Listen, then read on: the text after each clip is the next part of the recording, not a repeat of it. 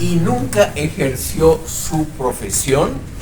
Fue político, diplomático y escritor, y ha elaborado algunos de los textos más controvertidos, es decir, discutidos, también vilipendiados, de la historia intelectual boliviana, como la obra que vamos a ver ahora, Pueblo Enfermo, y también otras relativamente conocidas. Tiene el mérito, eso no se le puede quitar, de haber publicado en 1919 la primera novela indigenista en toda América Latina, su novela Raza de Bronce. Ha publicado algunas otras novelas que no vamos a tratar aquí. También ha publicado una historia general de Bolivia, muy interesante porque es el primer intento de dar una visión global de la historia boliviana, de acuerdo a 2 o 3 principios claros. Luego, él también tiene, probablemente, estimado público, la primera autobiografía que se ha escrito en Bolivia, La danza de las sombras, de 1935. O sea, es un autor que en el campo de la novela, de estudios que ahora llamaríamos sociológicos, y también en el campo de la política, ha publicado bastante. Él fue miembro del Partido Liberal. Arguedas fue diputado, llegó a ser ministro, curiosamente, de Agricultura, y brevemente, al final de su vida, aquí tienen ustedes los datos, al final de su vida fue presidente del Partido Liberal. Vamos a ver, sobre todo, estimado público, qué es lo que nos dice El Pueblo Enfermo en esa obra tan discutida y que ha tenido una prensa, es decir, una opinión pública muy adversa.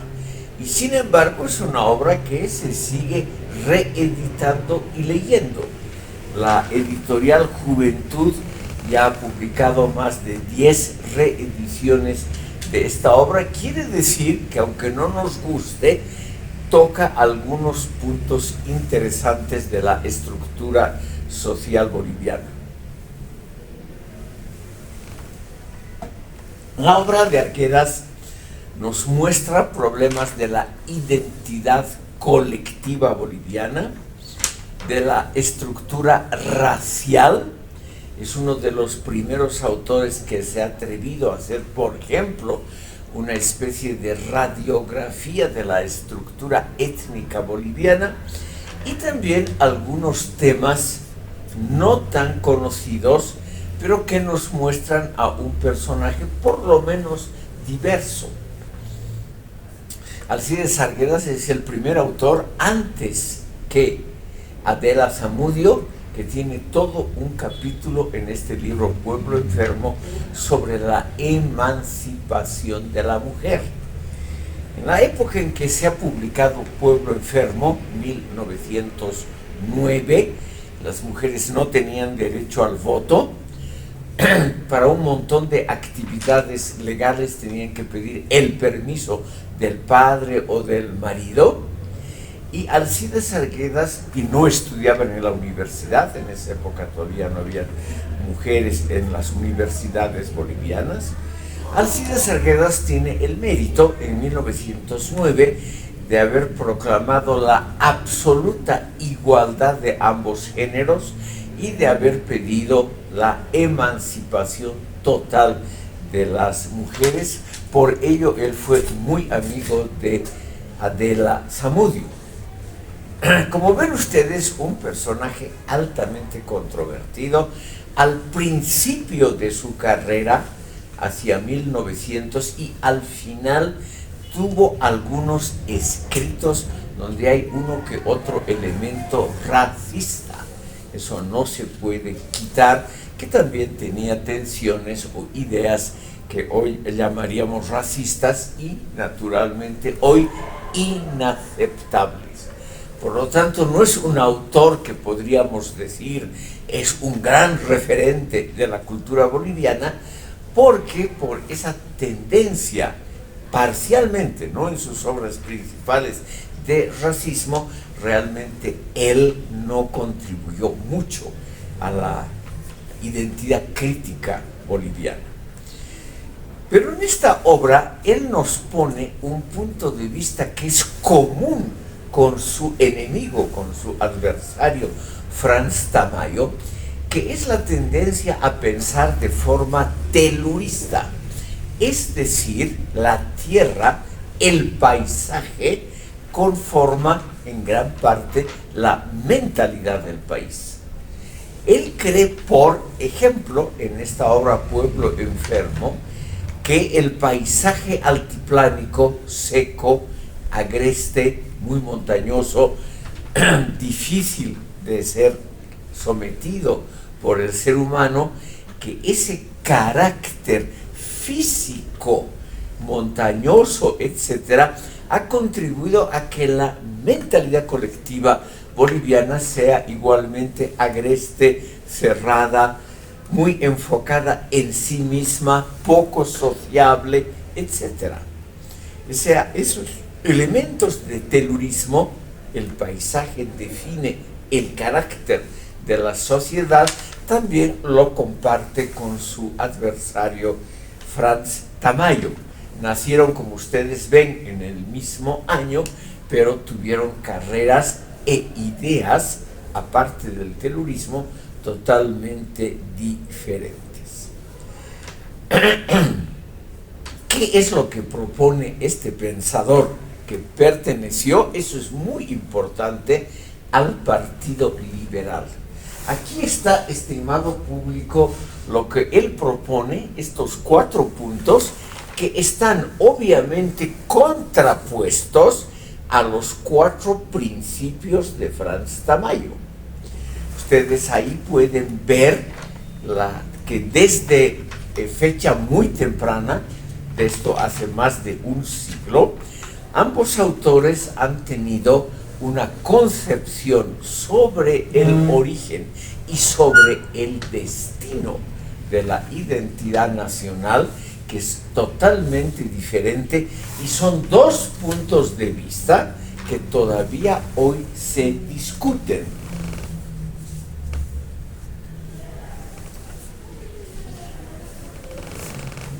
Ustedes, chicos jóvenes que deben estar todo el día consultando las redes sociales, se han debido enterar de que aquí han nacido en los últimos meses grupos libertarios que, por ejemplo, tratan de imitar la política y hasta los gestos del presidente argentino Javier Milei.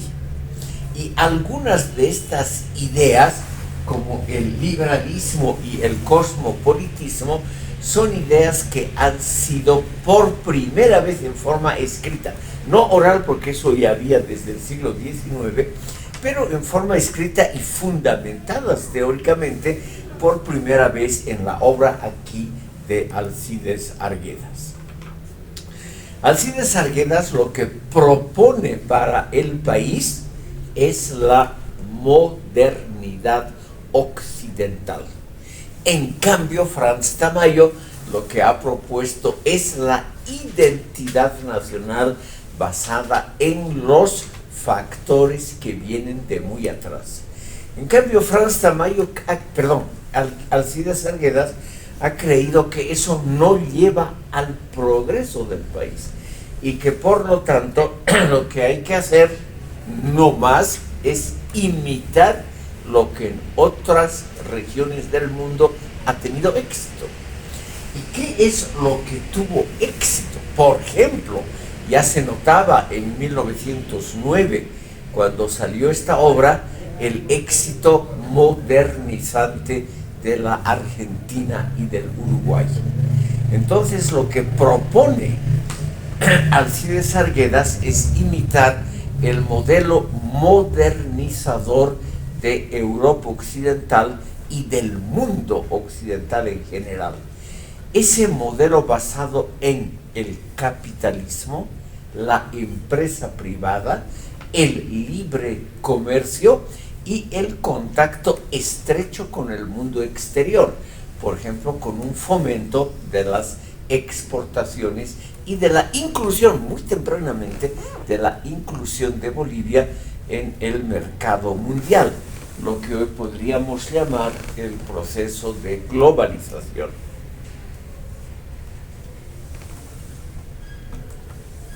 Entonces, aquí tenemos a un autor que ya hace más de un siglo propone claramente no tratar de construir un modelo endógeno, propio, una identidad absolutamente original, sino lo que él propone es imitar lo que ha tenido éxito en otras partes. Obviamente podemos estar a favor o en contra. Son dos posiciones básicas, estimado público, que son discutidas hasta hoy, más o menos en los mismos términos a nivel mundial. Y aquí en Bolivia hay que reconocerlo, hace más de un siglo fue la primera controversia de alta calidad sobre la identidad de una nación y sobre las metas a largo plazo que esa sociedad se quería dar a sí misma. Aquí se ha discutido en esta controversia, en esta contraposición que ustedes ven en la pizarra. Entonces, Arguedas es partidario de la modernidad de tipo occidental. No tratar de inventar un modelo propio de desarrollo, no basarse en las tradiciones indígenas del país, sino simplemente copiar, imitar lo que en el exterior había tenido algún éxito. Y es una posición obviamente cosmopolita. ¿Qué significa? Cosmos es todo el universo. Cosmopolitismo es la tendencia a imitar lo que ha tenido un cierto éxito a nivel mundial. El cosmopolita es aquella persona que habla varios idiomas, que comprende la identidad del exterior, que trata de imitar cánones, es decir, pautas de comportamiento del exterior, y que no es nacionalista, es decir, no cree en la bondad, en la eficacia técnica de modelos endógenos. Aquí vemos, alrededor de 1909-1910, vemos, estimado público, clarísimamente dos posiciones encontradas y expresadas en dos libros importantes.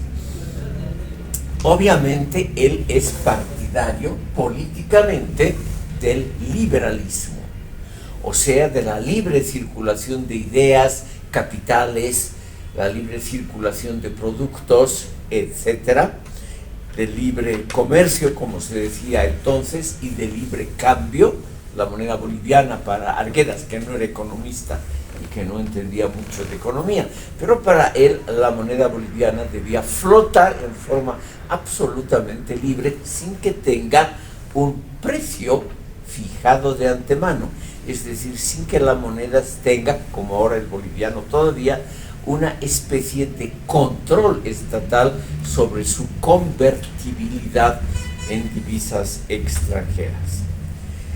El mundo, estimado público, que tenía Arguedas como meta era el mundo urbano. En cambio, Tamayo era partidario de revitalizar el mundo rural, el mundo agrario. Ustedes ven, son dos posiciones totalmente diferentes. El mundo urbano que tenía en mente Alcides Arguedas estaba obviamente personificado por la ciudad de La Paz. Él mismo era paceño. La sede del gobierno se había transferido poco antes, en 1899, se había transferido de Sucre a La Paz. y por lo menos en la teoría, esto no se puede probar en la praxis con absoluta eficacia, pero en la teoría La Paz tenía fama de ser la ciudad más avanzada, más moderna, ya tenía calles pavimentadas.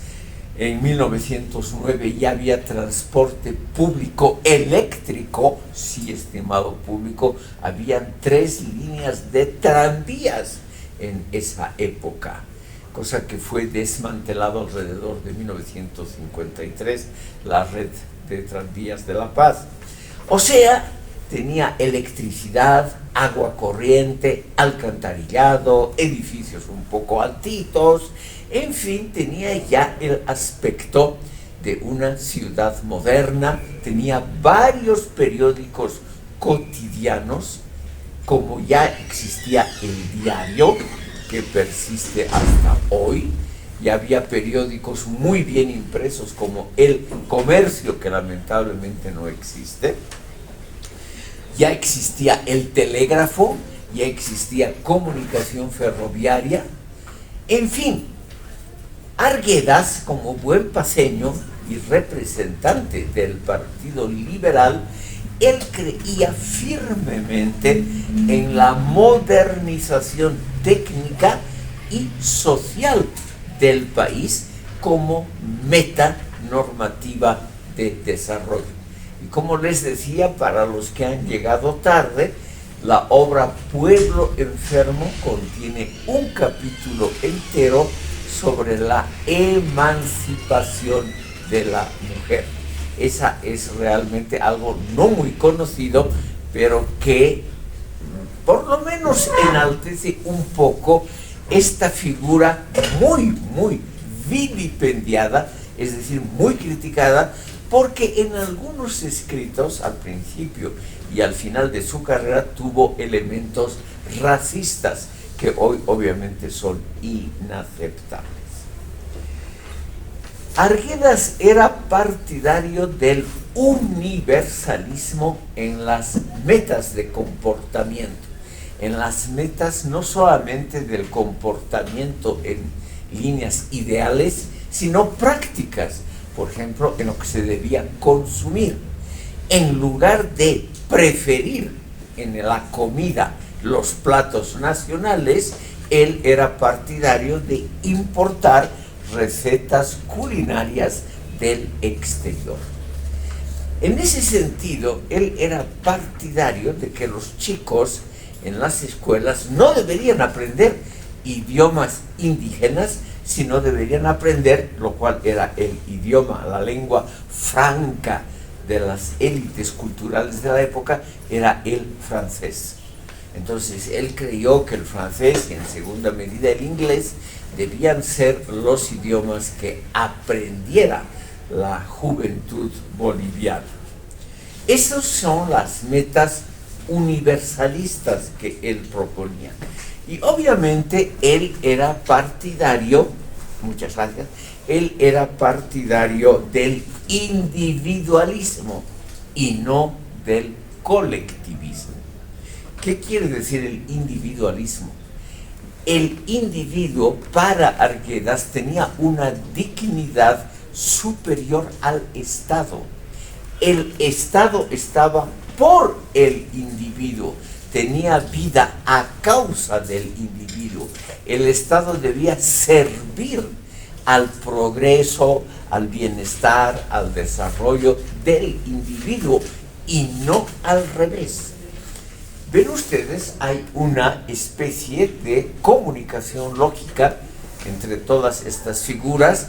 Los individualistas son generalmente liberales en la política, son partidarios del cosmopolitismo, es decir, lo contrario al nacionalismo o al regionalismo, y por lo tanto se orientan por lo más avanzado del mundo y no les interesa tanto a estos liberales universalistas como Arguedas, no les interesa tanto el salvaguardar, el fomentar las costumbres, las leyendas del país, sino les interesa imitar lo que viene de los centros modernos, sobre todo en ese momento de Europa occidental. Todavía cuando salió esta obra en 1909, la influencia cultural de los Estados Unidos era mucho más reducida, mucho más limitada que hoy. Los grandes parámetros de orientación para las élites liberales bolivianas de esa época eran sobre todo Francia en el campo cultural y político y la Gran Bretaña en el campo económico y técnico. Finalmente, Arguedas y su gente eran partidarios de la democracia. Aunque parezca extraño, él era partidario de extender, de expandir el derecho electoral a todas las mujeres. En esa época todavía las mujeres no votaban. Él fue el adalid, antes que Adela Zamudio, de la total emancipación femenina. O sea, no era tampoco tan malo como lo pinta la leyenda posterior, un tipo perverso, racista. Tenía sus elementos racistas, indudablemente, pero al mismo tiempo, como fue el gran propulsor de la emancipación femenina y curiosamente de la protección a los animales y a los paisajes, también lo podríamos llamar, el término no existía hace 100 años, uno de los primeros ecologistas que ha tenido Bolivia, como Man Césped, este notable pensador cochabambino.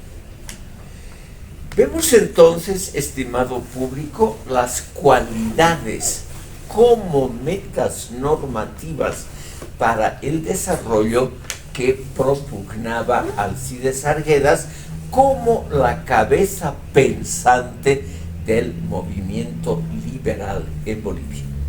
Este partido liberal gobernó Bolivia entre 1899 y 1920. O sea, duró solo 21 años la época liberal, no fue muy larga y no tuvo una gran influencia en Bolivia. Pero de todas maneras, ha pasado a la historia, estimado público, como un periodo de modernización. Ha sido en esta época del Partido Liberal cuando se han construido la mayor cantidad de ferrocarriles, se han tendido las líneas de telégrafos. A ustedes, chicos del siglo XXI, seguramente les es muy extraño estos dos fenómenos: ferrocarriles en el campo de transportes y telégrafos en el campo de las comunicaciones, porque ustedes desde que amanece viven en el mundo electrónico de las redes sociales actuales y ustedes ya no se imaginan lo que era antes el mundo. El mundo antes funcionaba modernizado con el telégrafo en el campo de la comunicación y el ferrocarril en el campo del transporte, cosa que hoy ya prácticamente nadie usa, ni telégrafos ni ferrocarril. Telégrafos ya no existen en Bolivia y ferrocarriles creo que están a punto de desaparecer. Pero en su momento, hace más de 100 años, obviamente nadie podía predecir el futuro. Y en ese momento, ferrocarriles y telégrafos eran la cumbre de la modernización. Además, telégrafos y ferrocarriles tenían la fama de que ayudaban al bien común, no eran métodos de transporte y comunicación que solo eran favorables para una capa social, para un solo sector social y no al otro. Eran bienes, se puede decir, de utilidad pública. Y por ello es que los liberales trataron en ese periodo de fomentar su expansión en toda Bolivia. El Partido Liberal de Arguedas siguió existiendo después de 1920, después de la caída del gobierno liberal, pero ya no tuvo prácticamente ninguna influencia grande sobre el desarrollo del país. Ha habido obviamente un periodo neoliberal, tal vez ustedes han escuchado, entre 1985 y 2005, 20 años de neoliberalismo, pero no a estos neoliberales, por ejemplo, el presidente Gonzalo Sánchez de Lozada, no reivindicaron la memoria del Partido Liberal de Arguedas. El Partido Liberal no se ha, no ha tenido un renacimiento, no ha tenido un regreso, un retorno en los últimos años, y es solamente un recuerdo literario, pero de todas maneras un recuerdo interesante porque significó una etapa de modernización, como lo predijo Arguedas, una modernización desde el Estado central.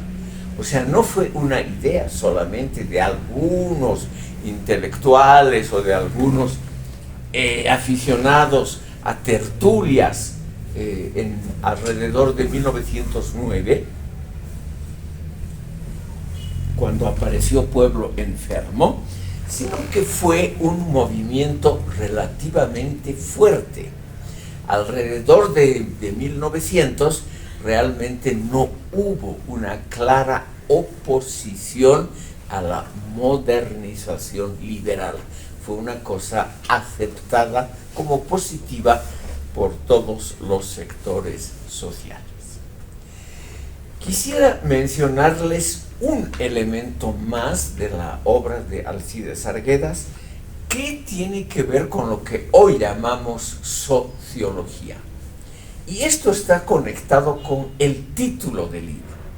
Se llama Pueblo Enfermo no porque toda la nación esté desvariando, esté con fiebre o esté simplemente en mal estado físico, sino que el título está mal, el título está mal compuesto. El mismo Arguedas, en la última edición del libro, en el prólogo a la tercera edición, él mismo propuso cambiar el título, pero ya se había vuelto muy común el título, muy usual, y no se atrevieron a imprimirlo con una nueva denominación. Arguedas se refiere sobre todo al consumo de alcohol, no a otros fenómenos como enfermedad nacional.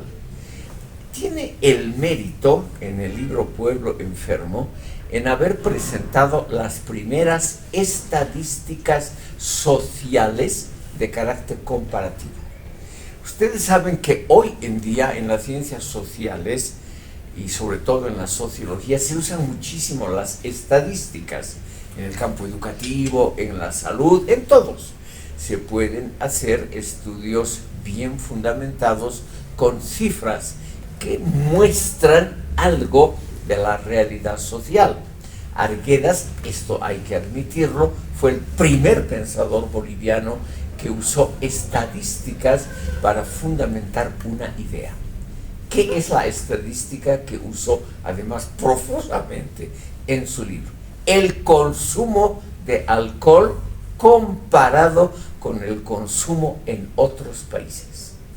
¿Y por qué se llama Pueblo Enfermo? Porque según Arguedas y según las estadísticas que él usó en su obra, aquí en Bolivia se consumía per cápita, o sea, por cabeza de la población, se consumía mucho más que en otros países. Y él creyó que ese alto consumo de alcohol no era beneficioso. Él creyó que ese alto consumo de alcohol, en primer lugar, significaba, y lo mostró con cifras, una parte importante de las importaciones que hacía Bolivia del exterior y un gran grado de gasto que él consideró inútil. Imagínense lo que propuso él, que la gente en lugar de comprar cerveza u otros alcoholes, compre libros. Claro, todo el mundo se rió de él porque hasta el día de hoy el libro no es un objeto muy popular en el país. Entonces, entre comprar una caja de cervezas y 2 libros, está clarísimo que es lo que compra la mayoría de la población boliviana. Entonces, el mérito de Arguedas es haber mostrado la incidencia muy alta del alcohol como factor de sociabilidad general. Ese es lo que da el título al libro. Como él en el fondo cree que el paisaje, es la teoría también de Tamayo, que el paisaje determina el carácter social de la gente, él creyó que el carácter del paisaje andino, en el altiplano, en las montañas, ese paisaje montañoso, agreste, de difícil comunicación, muy seco, etc., repercutía sobre el carácter colectivo de la población boliviana. Y él creyó, esta es su teoría, que el alcohol hace la función de lubricante social. El aceite, un lubricante en una máquina, estimado público, es lo que hace que los engranajes funcionen bien entre sí. Es un facilitador, un lubricante es el facilitador del movimiento de máquinas.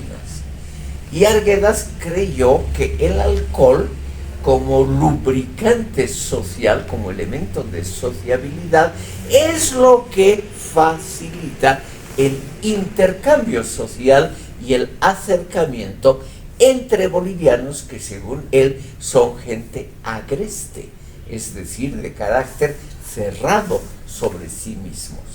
Este es el núcleo de la teoría de pueblo enfermo. El alto consumo de alcohol debido al carácter agreste de la población, que está en última instancia determinado por el paisaje y por la geografía montañosa y relativamente seca del país. Hay que considerar que el oriente boliviano, como ustedes saben, muy húmedo y muy caliente, en 1909 no jugaba ningún rol, ni social, ni económico, ni nada. Era una región con poca población y casi nula incidencia en la vida económica del país. Por lo tanto, la visión que tenía Arguedas de Bolivia se refería solo a la parte occidental del país. Tenemos entonces, estimado público, tanto en la obra Pueblo Enfermo y sobre todo en las obras que son de historia, pero que están llenas de observaciones sociales, la Historia General de Bolivia, publicada en 1922, y otras obras. Por ejemplo, él es el primero que se ha atrevido a hacer una teoría de la historia boliviana. Él creyó, por ejemplo, que la historia en parte del siglo XIX era la obra de caudillos militares, que él los nombró caudillos bárbaros, reemplazados solo parcialmente por el otro grupo social que Arguedas define como los caudillos letrados, o sea, los presidentes Linares, Frías, etcétera, Baptista, que él los consideró los caudillos letrados del país. Y él creyó que a la larga los caudillos letrados se iban a imponer sobre los bárbaros, sobre los militares en la conducción del país, creyendo, como todos los liberales, que la buena educación iba a mejorar fundamentalmente al país. Y aquí llegamos, estimado público, al punto donde se une con la teoría de su adversario Franz Tamayo. Los dos libros, Pueblo Enfermo y Creación de la Pedagogía Nacional, por las dudas, el libro no se llama La Creación, sino secamente Creación de la Pedagogía Nacional.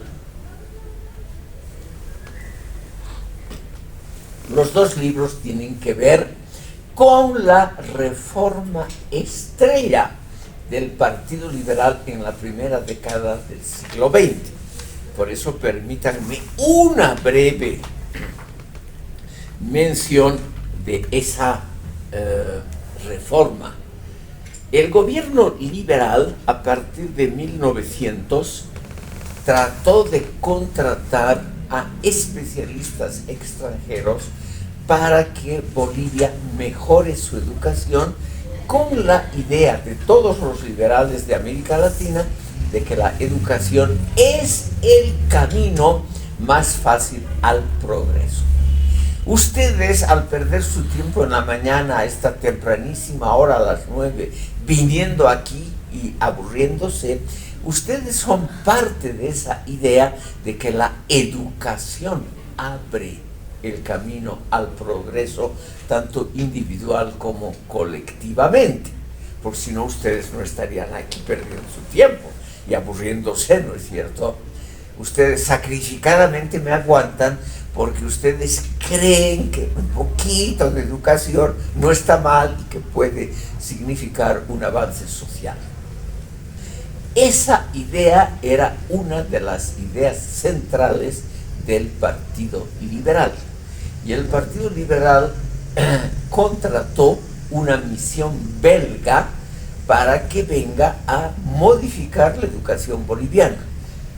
No voy a aburrir a ustedes con datos, aunque son sociológicamente muy interesantes, pero les comento solo las dos principales medidas de la reforma educativa del Partido Liberal, justamente alrededor de 1908-1909. En primer lugar, la creación de escuelas normales, que todavía existen. Son una especie de universidades, pero para formar maestros de escuelas primarias y secundarias. Hasta principios del siglo XX en Bolivia y en toda América Latina, los maestros de escuela eran gente improvisada, eran simplemente los que sabían leer, los que se animaban a trabajar por sueldos muy bajos, como son hasta hoy los sueldos en todo el sector universitario, escolar, etcétera, etcétera, en el país. Entonces, la idea del Partido Liberal era la conformación de una unidad de alta calidad llamada Escuela Normal Superior, que forme a su vez a los maestros para un efecto multiplicador. La idea era que la escuela normal forme, por ejemplo, 100 maestros al año de alta calidad y que estos tengan un efecto multiplicador, mejorando la educación de 10.000 alumnos por año, una cifra elegida simplemente al azar. La otra idea, estimado público, era terminar con algunas costumbres que el Partido Liberal creía que eran anticuadas, por lo tanto obsoletas en el campo de la educación.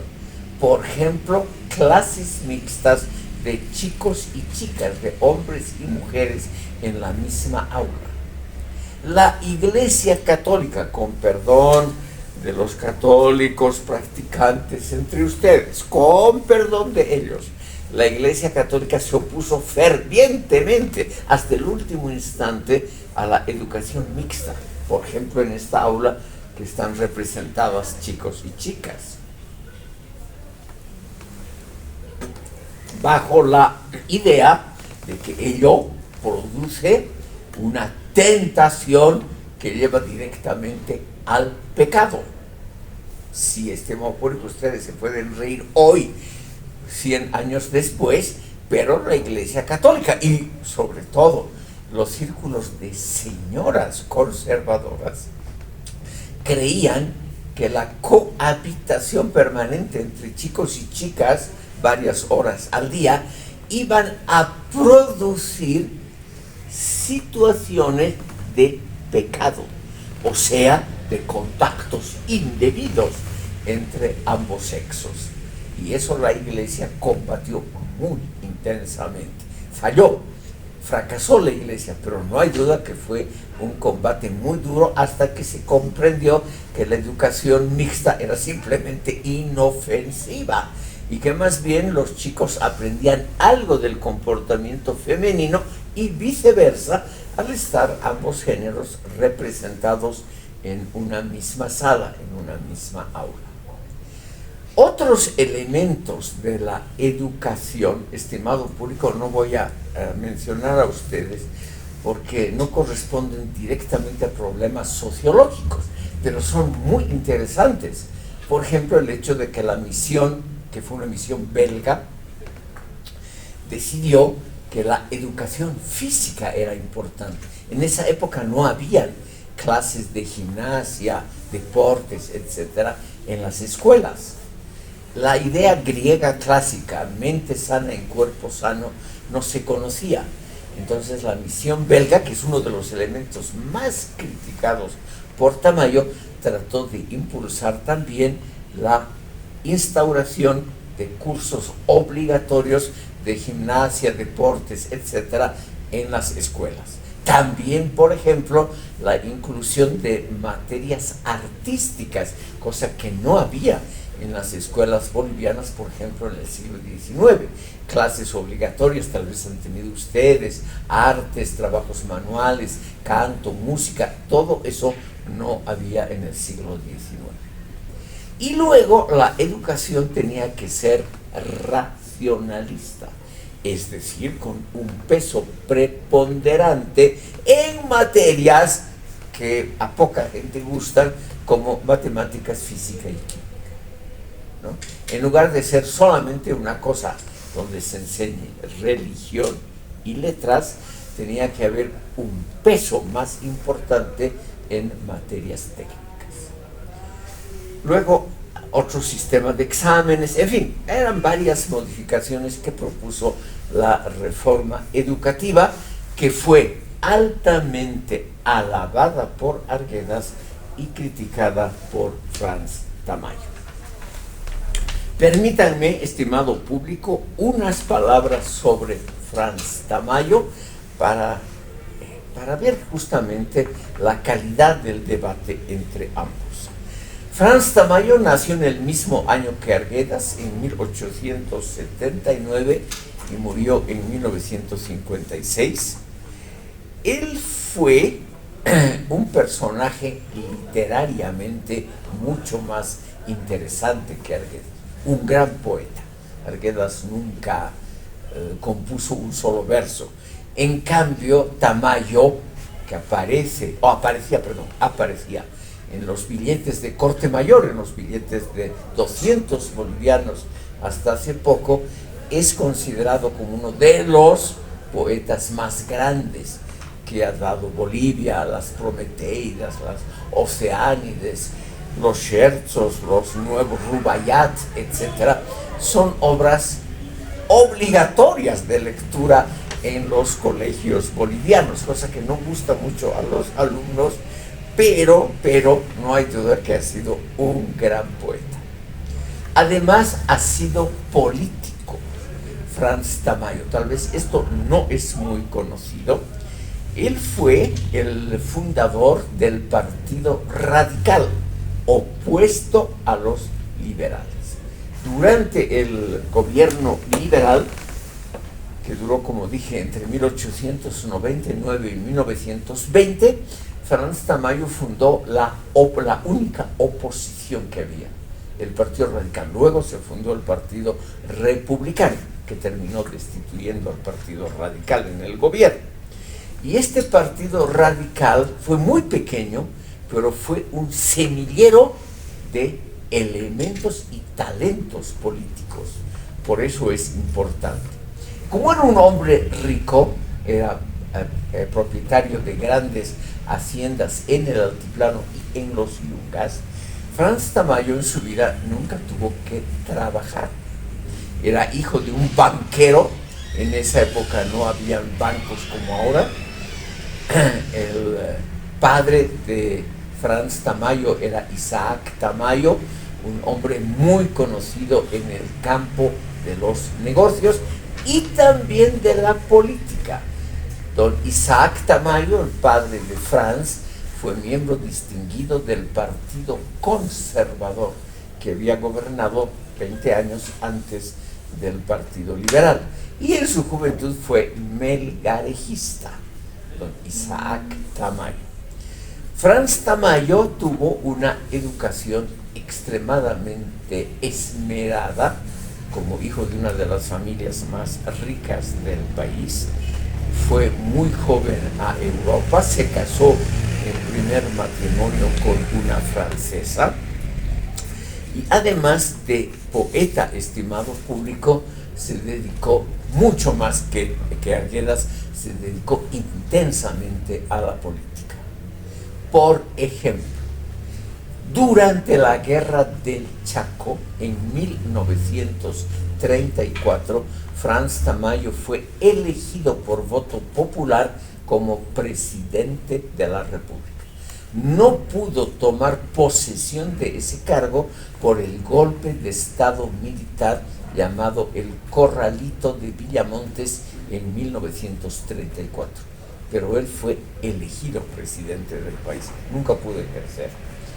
Él luego, en la época de Villarroel, entre 1943 y 46, fue presidente de lo que se llamó la Asamblea Constituyente, la Convención Nacional, que fue el reemplazo del Parlamento.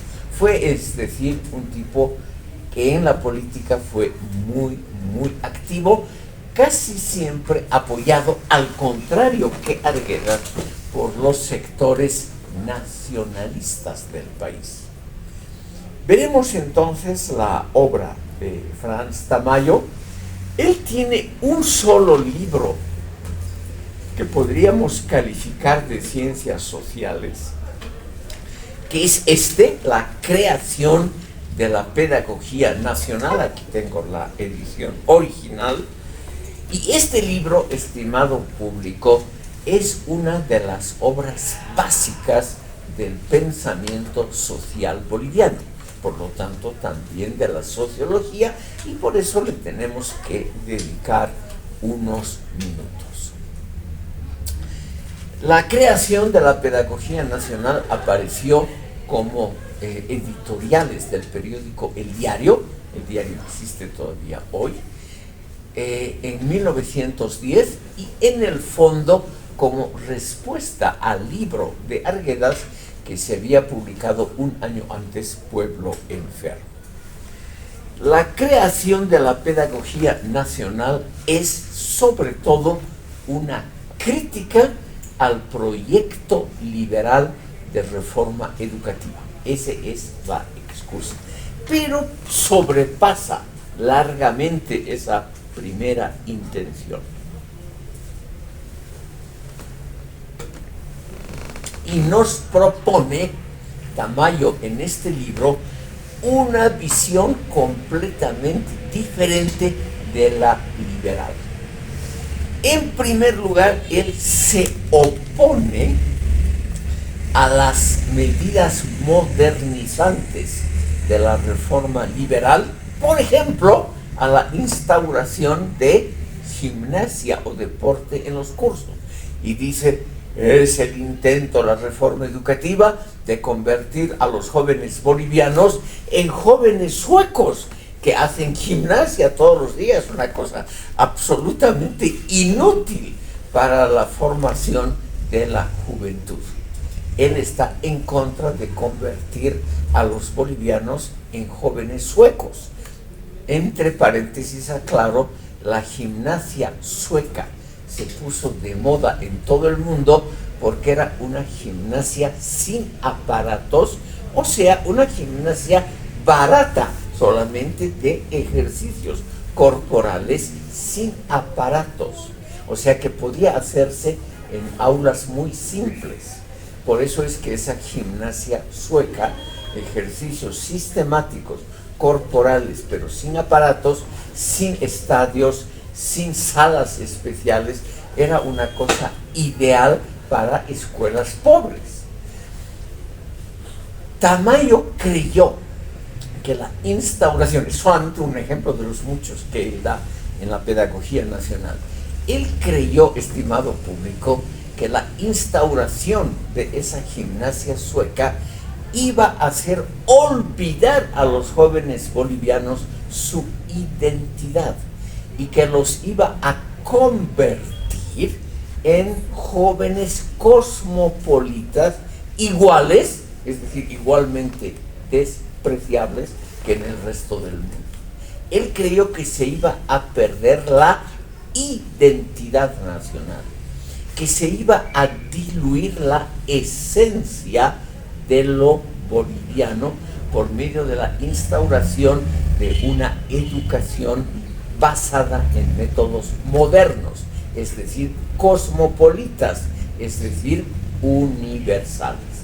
Él es, por lo tanto, el partidario del esencialismo boliviano, el partidario de que hay, estimados oyentes, una esencia, es decir, un núcleo de la identidad boliviana que debe ser fomentado y no destruido.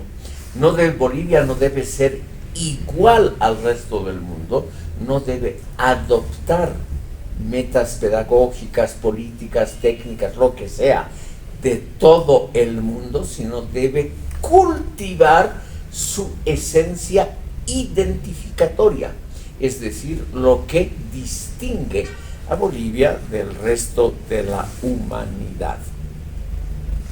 Hay que indicar aquí, estimado público, que la definición clara de esa esencia, o sea, que es la bolivianidad, ese término altamente abstracto, eso es muy difícil, porque eso es también lo que se le criticó a Tamayo desde un comienzo, el establecer que es el núcleo no comparable, el núcleo único, el núcleo que distingue la bolivianidad de la peruanidad o de la chilenidad. Es algo muy difícil y es en el fondo una mera idea, buscando lo que distingue a los bolivianos.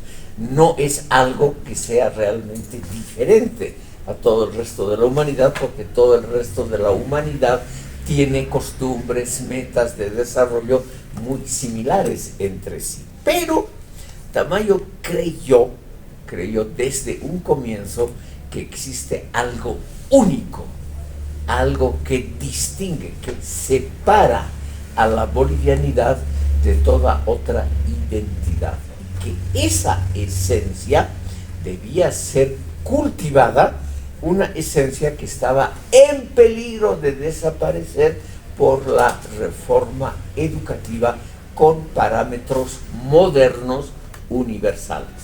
Entonces, él critica la reforma educativa por proponer esos parámetros iguales para todas las naciones. Ustedes pueden comprender muy fácilmente que la reforma educativa de 1909 proponía, por ejemplo, ampliar las clases de matemáticas, física, química, estudiar historia universal, estudiar geografía universal, es decir, cosas que se estudiaban del polo sur al polo norte en forma igual. Y eso para Tamayo era un ataque a la esencia nacional. Entonces, él dice lo siguiente, lo voy a citar al pie de la letra. Él dice, la educación es un problema de la psicología nacional. Cito al pie de la letra. Hemos gastado el dinero y peor aún el tiempo.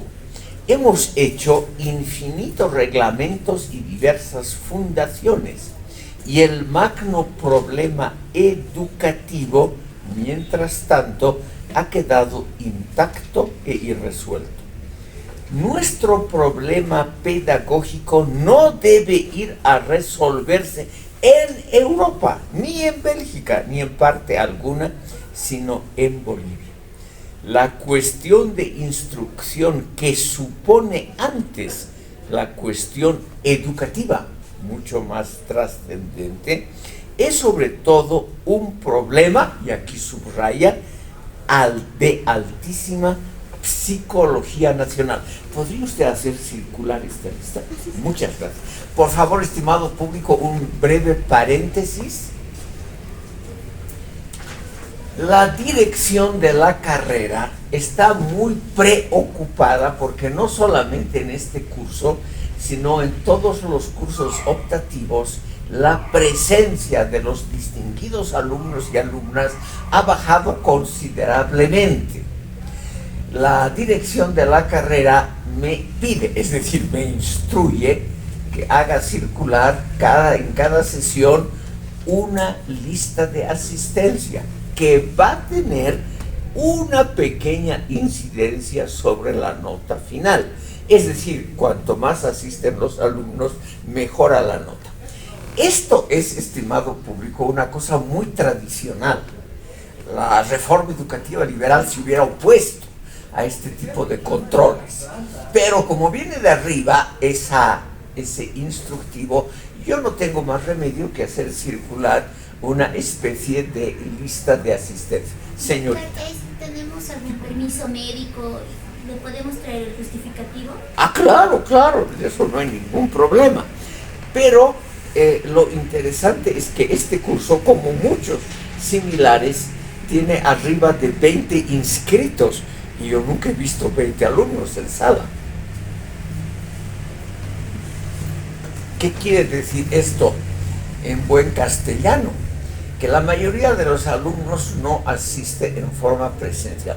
Puede ser que vean el curso en diferido en las redes sociales, eso es muy posible, es totalmente libre, pero por alguna razón tradicionalista, la dirección de la carrera cree que la presencia en sala es algo muy importante, lo cual yo criticaría, porque los alumnos puede ser que estén físicamente presentes, pero que estén durmiendo o haciendo otra cosa, o pensando en temas más interesantes, pensando, por ejemplo, en la enamorada o en el enamorado, que para chicos jóvenes es obviamente una temática mucho más interesante que un aburrido curso donde se discute a Tamayo y Arguedas, que seguramente todos bostezan al oír esos nombres tan tradicionales.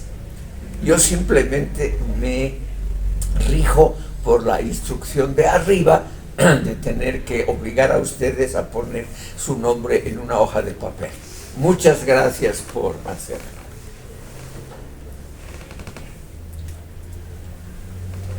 Seguiremos con Tamayo. Sigo citando al pie de la letra. Él ha dicho eso, que es un problema de altísima psicología nacional. Lo que hay que estudiar no son métodos extraños, extranjeros, porque eso es un trabajo meramente compilatorio, sino hay que estudiar el alma de nuestra raza, que es un trabajo de verdadera creación pedagógica. Son los resortes íntimos de nuestra vida interior y de nuestra historia los que, sobre todo, el gran pedagogo, que es el pueblo, debe tratar de descubrir. Es sobre todo en la vida misma de las personas que la reforma educativa debería actuar, y no sobre papel impreso. En este sentido, es una pedagogía boliviana la que hay que crear, y no plagiar una pedagogía transatlántica cualquiera. Fin de la cita. Él se refiere obviamente a la reforma de esta misión belga. ¿Por qué belga? Estimado público, hace 100 años Bélgica, ese pequeño país situado entre Francia, Holanda y Alemania, era un país extremadamente exitoso, un país altamente industrializado y un país que tenía fama de ser muy avanzado, como ahora tal vez tiene fama Suiza. Esa fama la tenía Bélgica hace 110, 120 años, y por eso es que el gobierno liberal de los generales Montes y Pando, había contratado a esta misión presidida por un famoso, eso sí, muy famoso educador belga, que es el que fundó la Escuela Normal Superior en Sucre, el que redactó en el fondo la ley de la reforma educativa, etcétera, etcétera. Y ese hecho comprensible, estimado público, comprensible desde un punto de vista nacionalista, que una ley, como él mismo dice, una ley esencial del país, sea redactada por un extranjero, peor todavía por un belga que no sabe castellano. Eso le pareció a Tamayo el colmo de un insulto antinacionalista. Por eso es, estimado público, que la teoría general que puede deducirse de la obra tamayana es una obra nacionalista. Y cuando uno trata, como él mismo, como les he citado, nos dice hay que descubrir o redescubrir la esencia de lo boliviano, de la bolivianidad, eso tiene que ver con un intento de revivir las tradiciones del país, porque eso es lo valioso para Tamayo. En muchos lugares, estimado público, él habla de el alma de nuestra raza, el alma de la raza que según Tamayo estaría en el pueblo aymara. ¿Y por qué en el pueblo aymara? Porque el pueblo aymara es el que habría mostrado resistencia y persistencia. El pueblo aymara sería aquel que habría conservado su lengua, sus tradiciones, su modo de vida agrícola, etc., pese a la dominación incaica y a la española. No se habría diluido como los quechuas, a los cuales Tamayo no les tenía mucha simpatía. No se habría diluido, sino se habría mantenido estrictamente como antes. Él naturalmente no ha visto el desarrollo actual, no ha visto a los camiris aymaras que hacen una triangulación brillante entre La Paz, Shanghái en la China y Miami, y que importan productos de todo el mundo y que viajan por todo el mundo y hacen dinero y tienen una tendencia capitalista completamente normal y corriente. Eso no ha visto él. Lo que vio Tamayo hace más de 110 años es la etnia aymara que había persistido hasta 1910, estrictamente trabajando la tierra como antes, cultivando los animales exactamente como antes y viviendo según parámetros que no habían cambiado en siglos.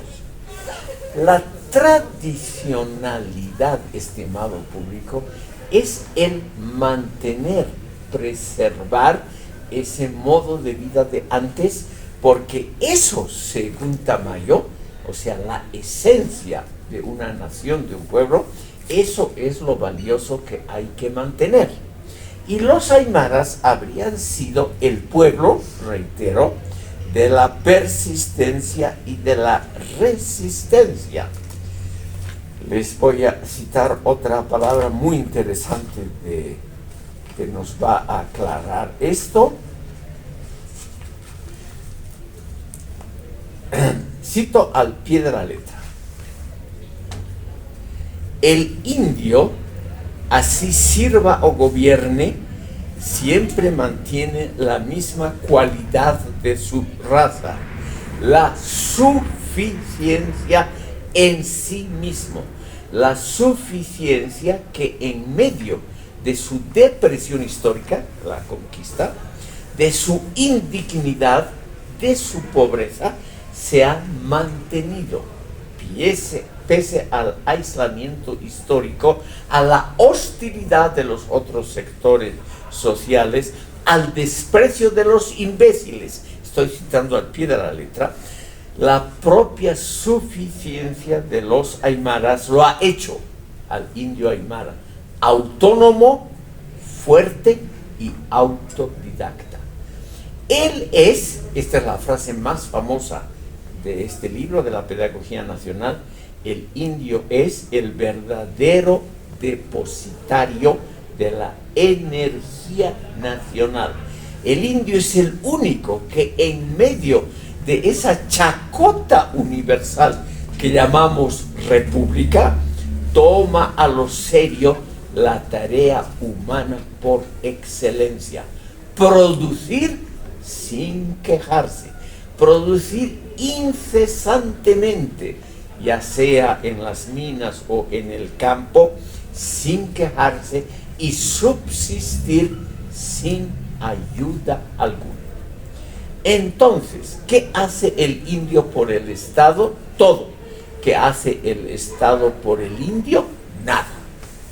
Como ven ustedes, es un llamamiento muy claro a enaltecer esa tendencia que él ve en la etnia aymara de resistir y persistir pese a las enormes dificultades de la vida. En primer lugar, el desprecio y la discriminación de los otros sectores sociales y la dureza de un medio agreste como es el occidente boliviano.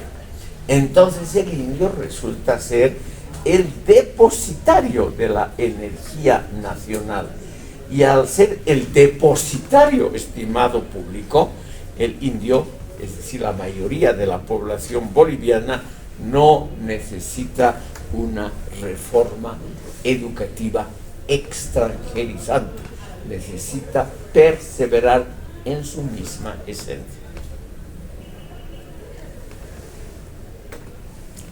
Perseverar, como dice Tamayo, insistir en uno mismo, en su propia esencia, pervivir, perdurar, todos esos verbos que los usa muy profusamente Tamayo, son verbos que significan en el fondo una idea tradicionalista conservadora, por lo tanto antiliberal, una idea anticosmopolita. Es una idea que nos dice lo que viene de atrás, lo que ha perseverado, porque es lo verdadero. ¿Qué es lo verdadero? Lo que dura, lo que perdura. Es decir, lo que vive, lo que pervive pese a las inclemencias de la historia, de la discriminación y del medio geográfico.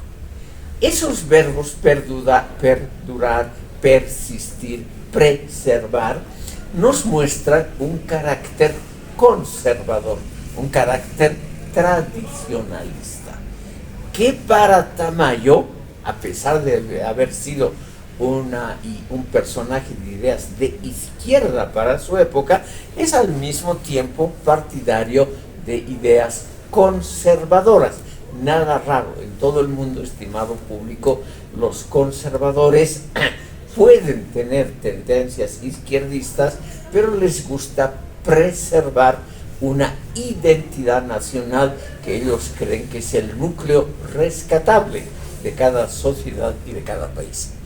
Entonces, al contrario del cosmopolitismo de Arguedas, la inclusión en el mercado mundial, la apertura al mundo exterior, a las ideas, a las costumbres, a la gastronomía del exterior, lo que propone Tamayo es una idea nacionalista: preservar lo que la propia nación ha hecho. Y como esta nación, según Tamayo, es una nación colectivista, donde la persona no importa tanto, sino la preservación de la colectividad, entonces el sistema propuesto es naturalmente colectivista, opuesto al individualismo de Arguedas y de los liberales.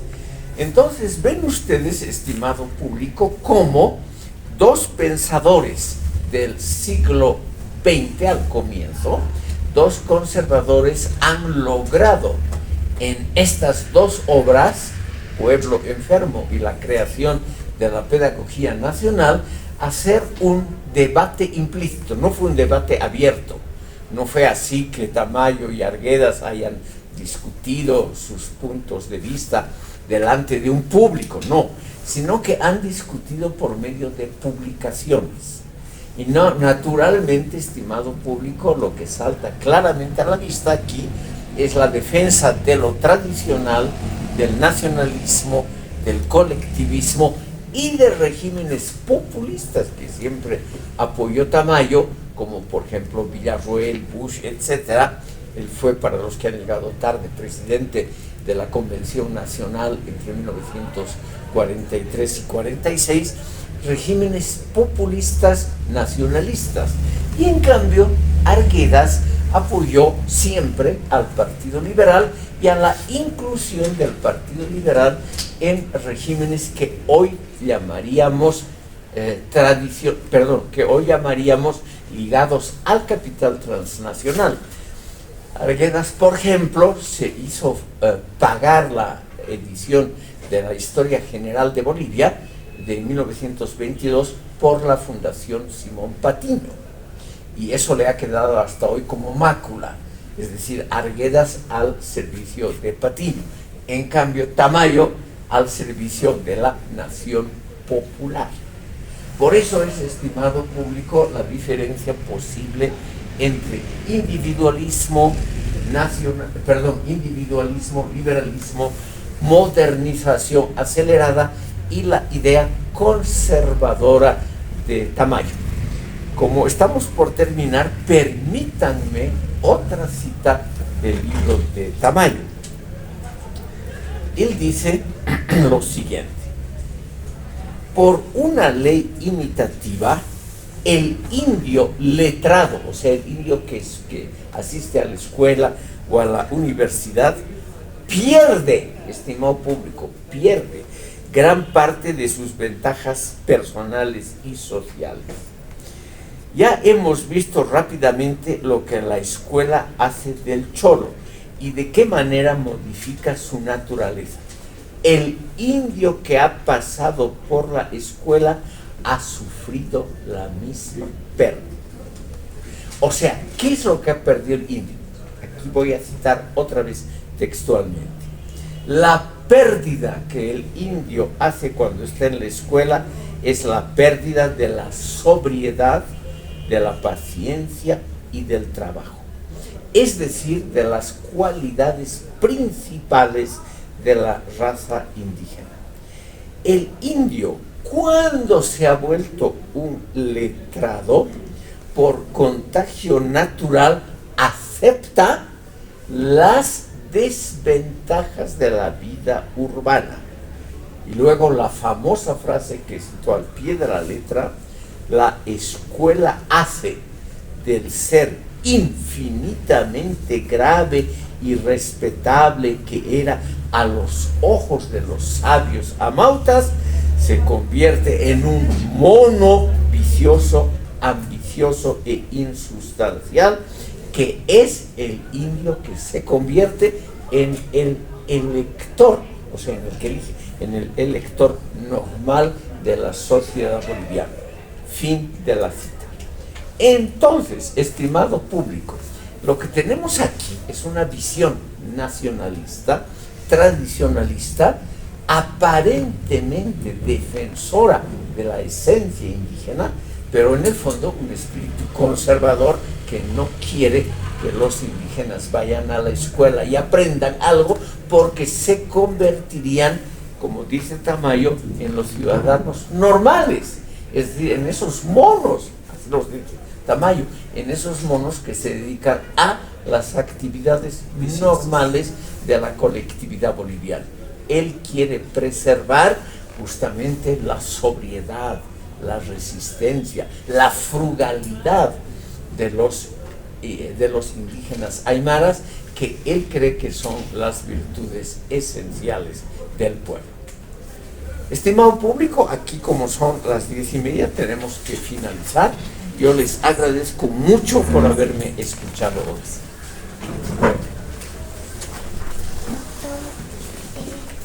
Señorita.